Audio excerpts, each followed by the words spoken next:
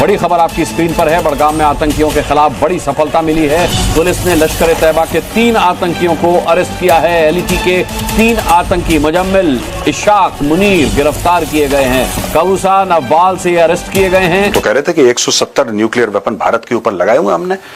अब ये अमन की बात क्यों? अब ये देखना पाकिस्तानी कौम अपने आप को जस्टिफाई पता है कैसे करेगी? हम तो अमन पसंद लोग हैं, हम तो अमन पसंद लोग हैं। नहीं, तुम अमन पसंद नहीं हो, तुम्हें जूते पड़े इसलिए तुम्हें अमन अमन सूझ रहा है। अभी तुम अमन पसंद बिल्कुल भी नहीं हो, 1 रुपए के नहीं हो।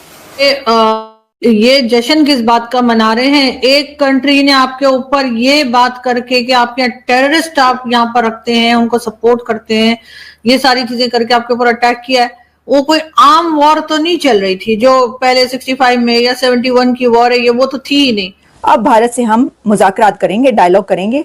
मिलिट्री जो कनेक्शंस हैं वो तो हैं ही हैं। दोनों के डीजीएमओस की कांटेक्ट है और कॉन्टिन्यूसली हो रहा है। और फिर ये जो है हो सकता है कि डायलॉग की तरफ दोनों कंट्रीज बढ़ें। इंडिया के पास जो S-400 सिस्टम था उसका भी, हालांकि वो क्रेडिबल सिस्टम है, उसका कोई ये नहीं कि उसको पहली दफा टेस्ट किया जा रहा था, बड़ा मजबूत सिस्टम है S-400, दुनिया मानती है उसको। तो वो सिस्टम इंडिया के पास होने की वजह से शायद पाकिस्तान उस तरीके से हिट नहीं कर सका। और उसके मुकाबले में पाकिस्तान के पास जो चाइनीज सिस्टम था एयर डिफेंस का, वो फ्लॉप हुआ है और उसकी वजह से पाकिस्तान को नुकसान उठाना पड़ा। जी, मैं पाकिस्तानियों से कह रहा हूं, तुम अमन पसंद नहीं हो भाई। और कोई गलत बात नहीं कि अगर तुम अमन पसंद नहीं हो, लेकिन झूठ मत बोलो। मैं सिर्फ ये रिक्वेस्ट करूंगा, रिक्वेस्ट है मेरी एक, पाकिस्तानी कौम से वाइल आए। तुम जंगजू कौम हो यार, तुम जंगजू कौम हो। हथियार मुसलमान का जेवर है, यही तुम लोग कहते हो ना, तुम्हारा जेवर है ये, तो जेवर पहनो, अपने जेवर क्यों उतार रहे हो?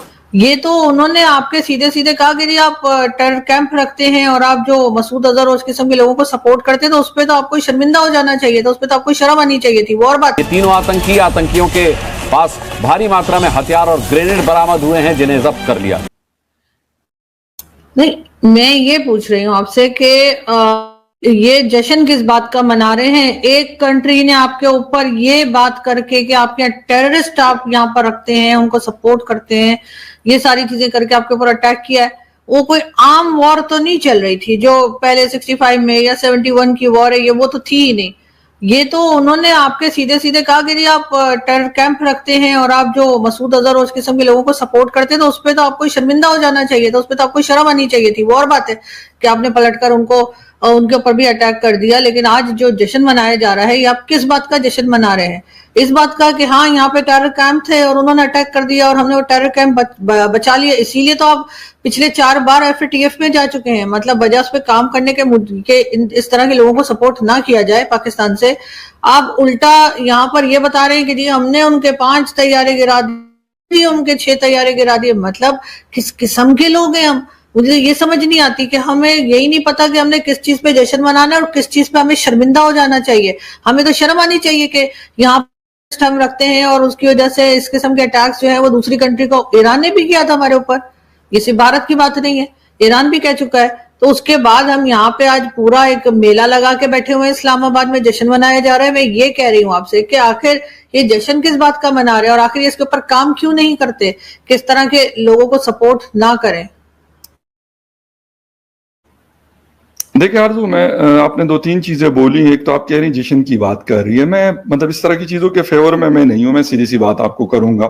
अभी थोड़ी देर पहले मैं, क्योंकि नेशनल प्रेस क्लब की एक मीटिंग में था, तो वहां पे भी हमारी बात हो रही थी। ये मैं बात नहीं कर रहा, ठीक है, पाकिस्तान ने ये जो चीजें, जो पाकिस्तान जहाज गिराने की बात कर रहा है, ठीक है, अगर किसी को लगता है कि पाकिस्तान झूठ बोल रहा है, अमन की बात क्यों? अब ये देखना पाकिस्तानी कौम अपने आप को जस्टिफाई पता है कैसे करेगी? हम तो अमन पसंद लोग हैं, हम तो अमन पसंद लोग हैं। नहीं, तुम अमन पसंद नहीं हो, तुम्हें जूते पड़े इसलिए तुम्हें अमन अमन सूझ रहा है। अभी तुम अमन पसंद बिल्कुल भी नहीं हो, 1 रुपए के नहीं हो। मैं पाकिस्तानियों से कह रहा हूं, तुम अमन पसंद नहीं हो भाई। और कोई गलत बात नहीं कि अगर तुम अमन पसंद नहीं हो, लेकिन झूठ मत बोलो। मैं सिर्फ ये रिक्वेस्ट करूंगा, रिक्वेस्ट है मेरी एक, पाकिस्तानी कौम से वाइल आए। तुम जंगजू कौम हो यार, तुम जंगजू कौम हो। हथियार मुसलमान का जेवर है, यही तुम लोग कहते हो ना, तुम्हारा जेवर है ये, तो जेवर पहनो, अपने जेवर क्यों उतार रहे हो?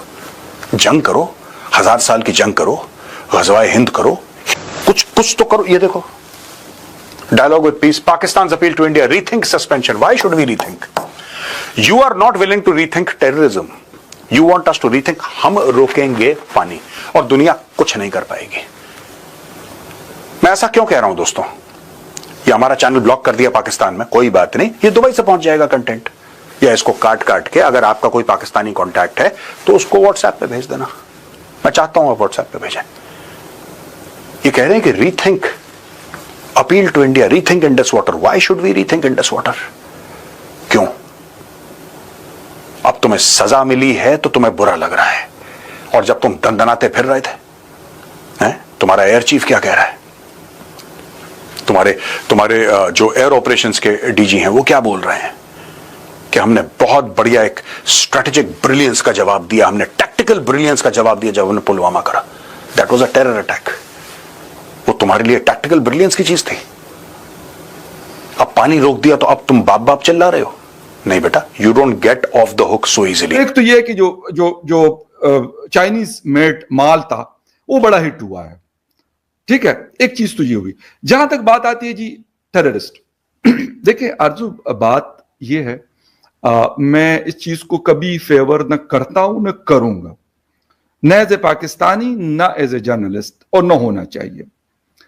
पहलगाम अटैक हुआ, ठीक है, उसके ऊपर आज तक कोई एक चीज तो हिंदुस्तान को दिखा लेनी चाहिए कि भाई ये वाली चीज है हमारे पास। अभी मैं foreign minister of United kingdom का एक स्टेटमेंट पढ़ रहा था अभी आपके शो से कुछ मिनट पहले।